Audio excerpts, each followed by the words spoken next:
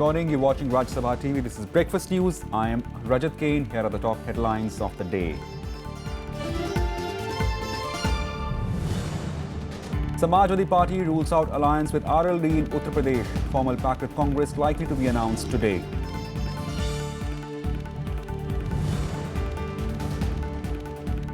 Delhi Police Commissioner Alok Kumar Verma appointed new CBI Director will have fixed tenure of 2 years.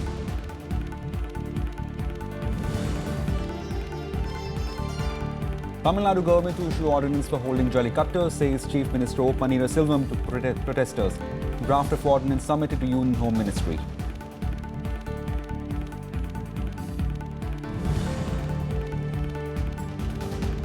And Donald Trump to be sworn in as 45th President of the United States, pledges to unify America. Executive orders on Obamacare, ISIS and immigration likely on the first day in office.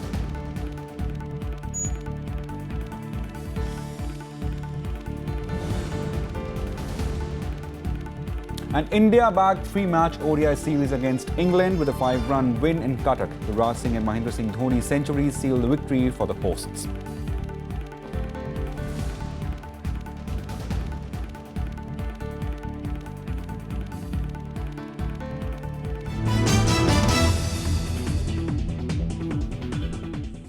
The Samajwadi Party is likely to release its first list of candidates today. It's also likely to release its manifesto for the upcoming elections in the state.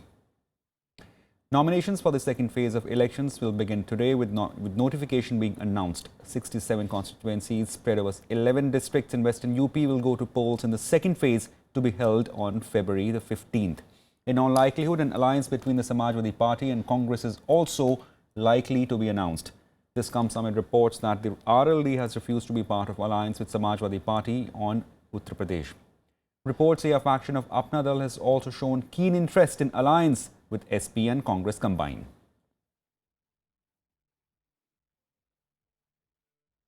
Political parties in Uttar Pradesh are racing against time to firm up electoral alliances in the state.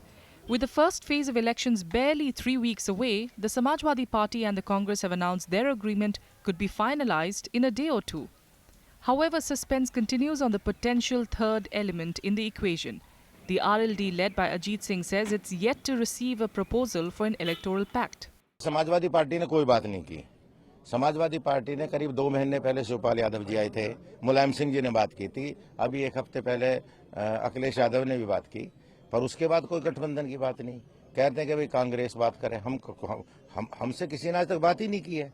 Samajwadi Party leaders are, however, ruling out an alliance with the RLD. The party's thinking is that it could alienate the Muslim community on account of the Muzaffarnagar issue and its strained relations with the Jat community. Congress का साथ बातचीत भी हो चुका है, alliance केवल कांग्रेस का साथ होगा।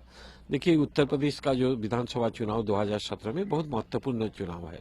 सारा हिंदुस्तान देख रहा है उत्तर प्रदेश में क्या होगा, और हम लोग का लक्ष्य है केवल 2017 नहीं 2019 में ही है। इसलिए कांग्रेस का साथ हम लोग गठबंधन किया कि 2017 में सत्ता पुनराय अखिलेश जी मुख्यमंत्री बनेंगे। Both the Samajwadi Party and the Congress are in talks for the seats their candidates will contest. Sources say that while the SP is expected to contest over 300 seats, the Congress is likely to be offered about 85 seats. The party, however, wants the number to be pushed up to 100. The other sticking point is a list of non-negotiable seats. While the SP has a list of 290 such seats, the Congress has 15. Sources say a decision could be announced by Friday. Bureau Report, Rajya Sabha TV. Filing of nominations for the Uttarakhand Assembly elections will begin today with the issue of notification. The last date of filing nominations is January 27th and the scrutiny will take place on the 30th. Polling for 17 Assembly seats in the Hill State will take place in a single phase on February 15th. Counting of the votes will be held on March 11th. The Congress party has raised objections over the combined commanders conference being held in Pole Mount, Uttarakhand on January 21st. The party has accused the Prime Minister of taking undue political advantage by using the armed forces. Chief Minister Harish Rawat alleged that Prime Minister was attempting to breach the Election Commission's directive against using meetings of officials for political gains. Rawat also wondered why the commanders conference of 2016 was being held now, and that too in a poll-bound state which honours soldiers. He said that such a meeting should be held in places like Pathankot or Uri, in Jammu and Kashmir or any other operational area. Rawat also alleged that meeting was held in a state to divert attention of ex-servicemen from the state from the OROP issue. The full bench of Election Commission, led by Chief Election Commissioner Naseem Zaidi, will be on a 3-day visit to poll-bound Goa from today to 22nd of this month. The team of ECI officials will be reviewing poll preparedness and hold series of meetings with election officers, State Chief Secretary, State Finance Secretary and Director General of Police of Goa. Zaidi will also interact with the representatives of the BJP, Congress, NCP and Maharashtrawadi Gomantak Party, which are recognized parties in the state. Polling in the coastal state would be held on the February 4th for 40 assembly seats. The Election Commission has sought details from the government over the procedure followed to delay the presentation of union budget in the year 2012. The centre has to file reply by today. The ECI sought details on the process involved in preparing and presenting union budget. The opposition parties had approached Election Commission seeking postponement of the budget till after the assembly elections are held in the 5 states. On January the 10th, the government had replied to the Commission on the opposition complaint defending its decision to advance the budget session. The government also rejected an opposition charge that the budget will influence the voters. The centre had also said the advancing of budget presentation was necessary as it would ensure that all budgetary provisions are allocated to different sectors from April 1st, the beginning of the new fiscal.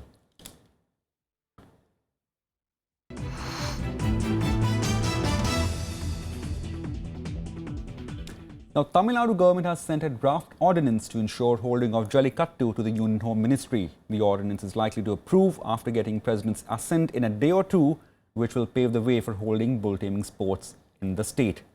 The move comes amid normal life in state was hit as various organizations called for a day-long strike to express solidarity with the mass protests by students demanding lifting of ban on Jallikattu and ban on PETA. The DMK has also called for a rail blockade, while Madras High Court Advocates Association has announced boycott of courts in support of statewide protests. On the other hand, the ruling AIDMK MPs delegation led by Lok Sabha Deputy Speaker M. Thambidurai will meet Union Home Minister Rajnath Singh today. Chief Minister Panneerselvam has urged protesters to end their agitation. On the third day of the pro-Jallikattu protests at the Marina Beach, Tamil Nadu Chief Minister O. Panneerselvam arrived in Delhi to urge the Prime Minister to consider an ordinance to lift the ban on the bull taming sport. Prime Minister Narendra Modi, however, indicated that the centre will not issue an ordinance, stating that the case is still under consideration by the Supreme Court. Get any assurance from Prime Minister? You met Prime Minister. Any assurances by him on Jallikattu, sir? Wait. Sir, has central government promised that they'll bring this ordinance? Good news will come. So good news will come. Sir, you're saying good news will come. Are you suggesting that central government has agreed for an ordinance? So people are quite agitated. Yesterday also there were protests and today also. On Thursday, PMK leader Anbumani Ramados joined a dharna outside Prime Minister Narendra Modi's residence seeking the ordinance on Jallikattu. We want an ordinance immediately for Jallikattu, for Tamil Nadu. These are sentiments of 9 crore people of Tamil Nadu. 5,000 years we have been following Jallikattu. Suddenly some law can't just cancel everything and say ban everything. If there are issues, sort out the issues and conduct it. That is all we are asking. Matter is sub judice. Our Pradhamar clearly told that the government is for Jallikattu. We are in favor of Jallikattu, but at the same time, we are waiting for the judgment. Our Honorable Prime Minister has told that we are for Jallikattu. We are waiting for the opportunity. I am sure if the central government wants, it can bring an ordinance and then make sure that the protests and there is calm in Tamil Nadu again. But the central government does not seem to be doing anything, and already our working President Mr. Stalin has also said that at least the Tamil Nadu government has, like what the DMK did when there was a ban on Jallikattu, to call for an all-party leaders meeting and also to have the assembly, legislative body meet and then bring a bill. While protesters feel the Panneerselvam government is taking steps to bring back Jallikattu, they say they will not leave the protest venue in Chennai till the ban is lifted. The protesters, who are mostly young students and professionals, are using social media to increase their outreach. At stake, they say, are Tamil culture and its pride. The Tamil Nadu is the like a state where they follow the Pongal celebrations and all with the Jallikattu. From past few years there was no kind of Jallikattu, but now they need it because it's their like heart and soul. They wanna do it something for there. We want to save our culture. It is coming from 5,000 years ago. It is our Jallikattu. We want Jallikattu. In recent days, it is, 3,000 years back it has been started, and nobody can stop this. And we want our rights back. Animal rights activists claim that organizers of Jallikattu drug the bulls to make them unsteady and throw chili powder in their faces to agitate them. The people who are protesting are not aware of what is the situation, what is the information all about, which basically means we have a Prevention of Cruelty to Animals Act 1960, which very clearly says that you cannot cause unnecessary suffering to animals. The same act also says you cannot have animal fighting. It is considered as an act of cruelty. Photographic evidence and the video evidence gathered by Animal Welfare Board of India very clearly shows that the cruelty is inherent. You cannot regulate it. I mean, eventually you have to force the bull to run out of the body vessel so that people can pounce on him. So torture is not only in terms of poking them with knife and injuring them, but also inducing them fear. The mental torture is as important as physical torture. Chief minister हो या प्रधानमंत्री हो, इन सारों को संविधान ने बनाया है, तो ना ही चीफ मिनिस्टर ना प्रधानमंत्री संविधान के ऊपर हैं। रिलीजन हो, कल्चर हो, ये सारी चीजें हैं जो संविधान की जो बाउंड्रीज है उनके बिल्कुल अंदर होना चाहिए। कोई नहीं कह रहा है कि रिलीजियस ना हो, लेकिन इन हर एक रिलीजियस की जो प्रथा होती है वो बदलती जाती है और यहाँ पे कोर्ट ने बोला है उसे बदलनी चाहिए। Hearing the matter on Thursday, the Supreme Court said the issue of protecting the agitating supporters of the bull taming sport could be raised before the Madras High Court. The spontaneous uprising that has resonated across the state has so far been peaceful, but authorities seem worried over the continuing arrival of more people at the Marina Beach. With inputs from Pranav Goswami in Delhi, Bureau Report for Rajya Sabha TV. Time for a short break. Don't go away. More on the other side.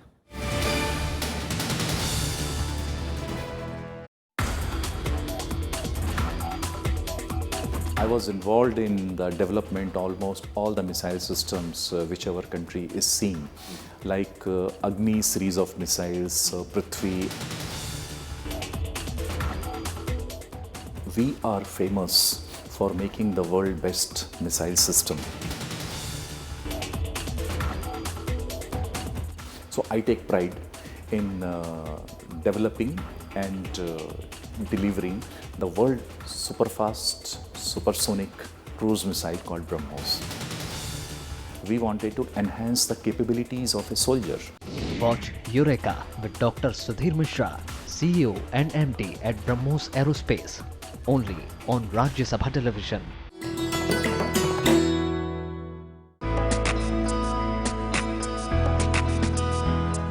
Gyan Chopper is the ancient version of Indian snakes and ladders.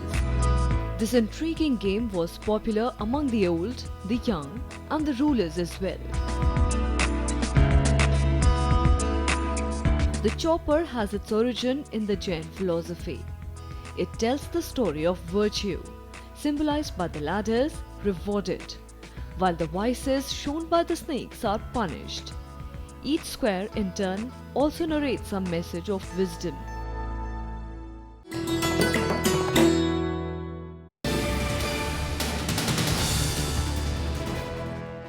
Welcome back. With almost 61,000 cases pending in Supreme Court, CJI JSK here on Thursday said the Apex Court is on a fast track to dispose of all cases and assured litigants that the matters will not get deleted. Within a fortnight of taking over as CJI, Justice Kheir has revived the social justice bench created by former Chief Justice of India, H.L. Dhattu, in December 2014. The bench will now sit either on Monday or Friday post-lunch. The social justice bench decides on social issues ranging from strengthening of public distribution system and drought situation to slaughterhouses, night shelters, health, hygiene and trafficking of children. The Supreme Court, which is 8 short of the sanctioned strength of 31 judges, is reeling under pendency of over 60,000 cases. The court said this while a lawyer mentioned his matter and urged that it should not get deleted from the list before it is heard.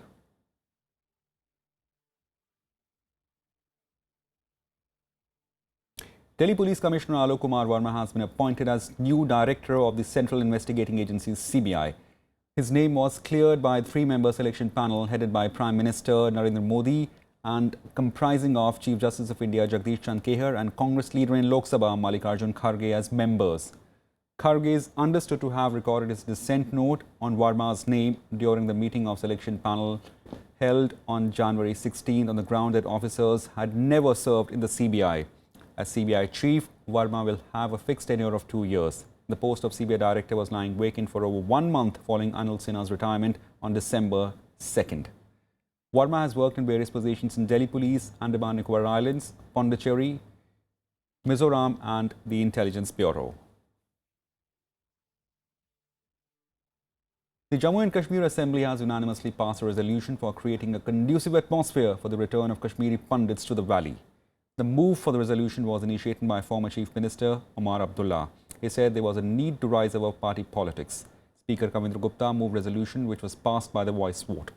The state government has asserted that it will go ahead with the proposal of setting up transit camps for the displaced community. This move was being strongly opposed by separatists and some mainstream groups. Since 1990, Kashmiri Pandits observe January 19th as Holocaust Day. Chief Minister Mehbooba Mufti has also slammed those opposed to transit accommodation for Kashmiri Pandits in the valley and questioned how the return of our people could bring about a demographic change. House का एक resolution जाए कि हम सब सियासत से ऊपर उठ के हमारी कोशिश रहनी चाहिए कि जितने लोग इन 27 सालों में मुश्किल हालात में जान बचाने के लिए निकले हैं, हमारी मुकम्मल कोशिश रहनी चाहिए कि हम उस तरह के हालात दोबारा बनाएं कि वो अपने घर वापस लौट सके। इतनी गुजारिश है। सारे हाउस की तरफ से गया है, तो दिस मीन्स कि कैसे हमारा पॉलिटिकल सिस्टम जो है वो चाहता है कि पंडित वापस आ जाएं, माइग्रेंट्स जो हो गए जिनको बहुत मुश्किल हालात में वहाँ से निकलना पड़ा, हमारे दिल जो कश्मीर में रहने वाले हैं, जो अभी भी वहाँ रहते हैं, मुसलमान हो, पंडित हो, सिख हो, हमारे दिल, हमारे दरवाजे उनके लिए खुले हैं। इज्जत, मान, सम्मान के साथ कश्मीरी पंडितों की, कश्मीरी सिखों की और कश्मीर से निकले राष्ट्रवादी मुसलमानों की वापस कश्मीर में सुरक्षित घर वापसी हो, वहां अपना इज्जत के साथ और पूरी सेल्फ रिस्पेक्ट के साथ वो वहां अपनी जिंदगी गुजर बसर कर सके। इस रेजोल्यूशन का भारतीय जनता पार्टी ने समर्थन किया है। Pakistan Prime Minister Nawaz Sharif raised the Kashmir issue in his first meeting with the new Secretary General of the United Nations, Antonio Guterres, but got no response on his request for world bodies' intervention in the issue. Sharif, who met Guterres on sidelines of the World Economic Forum at Davos, said Kashmir needed attention of United Nations. The Pakistan Prime Minister claimed that India did not respond positively to his country's invitation for dialogue and adopted a no-talk posture, vitiating atmosphere through incendiary statements. Sharif also raised the issue of Indus Water Treaty with UN Secretary Guterres. Guterres gave no positive response to Sharif's demand. He said that he was fully cognizant of the sensitivity of issue between India and Pakistan, which has security consequences for the region. Pakistan has claimed that Organization of Islamic Cooperation, OIC, will send human rights observers to Kashmir in March to assess situation in the valley.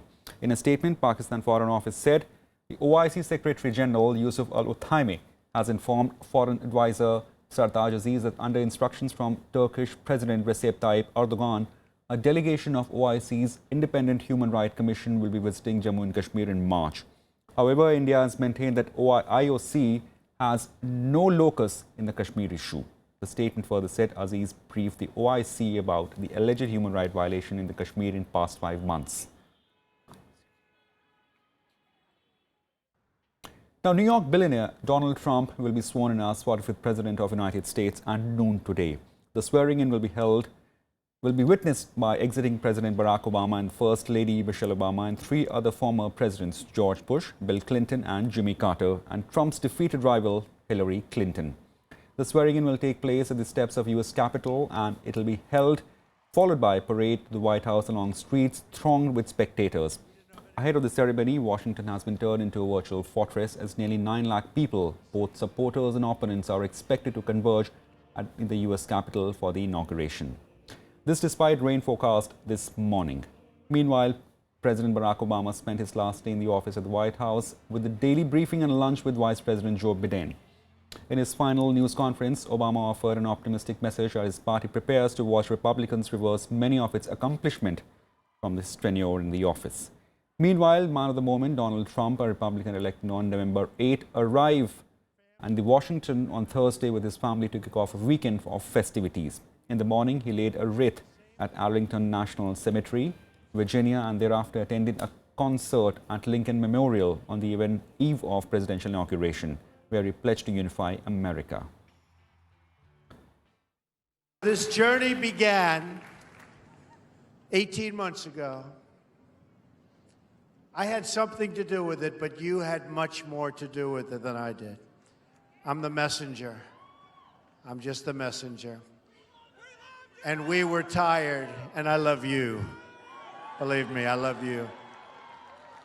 We all got tired of seeing what was happening. And we wanted change, but we wanted real change. And I look so forward to tomorrow. We're going to see something that is going to be so amazing. I think they need to just relax and give him a chance, because I think a lot of his programs will really pay big dividends, and I hope people will give him a chance to do a really good job for our country. I say he's our new president. Like it or not, he's our new president. Protesting isn't going to do a thing to change that. Now, news from Africa, where tension prevails in Gambia after Adama Barrow was sworn in as country's president. Country's ruler Yahya Jammeh, who is in power since 1994, coup has refused to step aside. He has initially conceded defeat to Barrow following a 1st December election, but later backtracked, saying the vote was flawed. Jammeh's refusal to leave office is supported by Gambia's parliament, but West African armies have begun an operation aimed at installing country's new president.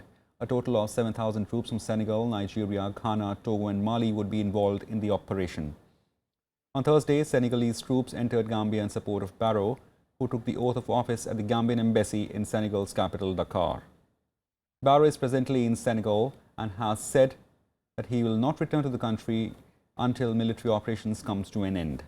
But the military operation has been halted for now, as West African regional bloc ECOWAS has now given Jammeh until noon on Friday to leave office.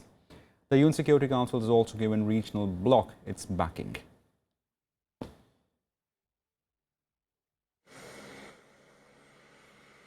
I hereby make a special appeal to ECOWAS, AU and UN, particularly the Security Council, to support the government and people of the Gambia in enforcing their will, restore their sovereignty and constitutional legitimacy.